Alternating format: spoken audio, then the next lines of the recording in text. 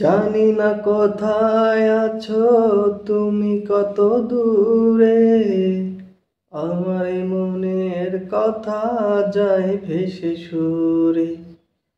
মনে আছে এই সিনটির কথা, যখন জিৎ খোয়াতে খোয়াতে মঞ্চের মধ্যে ঢুকে পড়ে। আপনি কি জানেন এখানে জিতের থাকার কথা ছিল না? এত বছর পর সে এটা কি বলছি সেটাই তো। হ্যাঁ, আসলে এই মুভিটি জিতের করারই কথা ছিল না। এই মুভিটি প্রথমে পরিচালক বোমবাদাকে চেনেন, অর্থাৎ প্রসেনজিৎ চ্যাটার্জিকে। প্রথমে মুভিটির পরিচালক বোমবাদাকেই অফার করে সাথে মুভিটি করার জন্য। তখন প্রসেনজিৎ চ্যাটার্জি এই মুভিটির স্ক্রিপ্ট পড়ে বুঝতে পারেন এটা আসলে আমার জন্য নয়, কোনো ইয়াং স্টারকে অর্থাৎ কোনো ইয়াং হিরোকে দিয়ে এই কাজটা করালে বেশ ভালো হবে এবং দর্শকরা উপভোগ করবে। তখনই চান্স পেয়ে যায় জিৎ।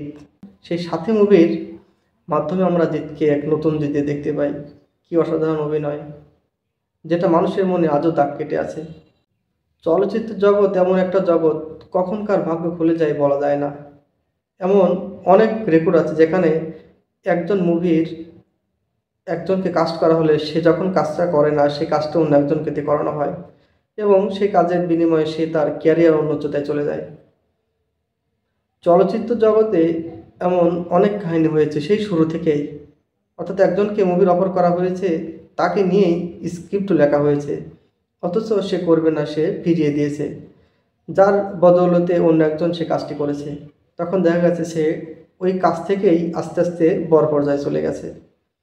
তো ভাগ্য এরকমই, চলচ্চিত্রের ভাগ্যটা আরও একটু ব্যতিক্রম, যেখানে কখনকার কপাল খুলবে বলা যায় না।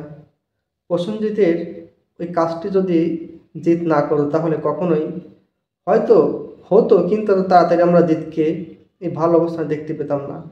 কারণ সাথী মুভিটি ছিল জিতের টার্নিং পয়েন্ট, যে মুভির দ্বারা জিৎ সবার কাছে পরিচিত হয়। আজও সেই মুভিটি আমাদের সকলের মনে আছে এবং স্মৃতি হয়ে আছে, এবং সেটা যতদিন বেঁচে থাকি থাকবে। ধন্যবাদ সবাইকে।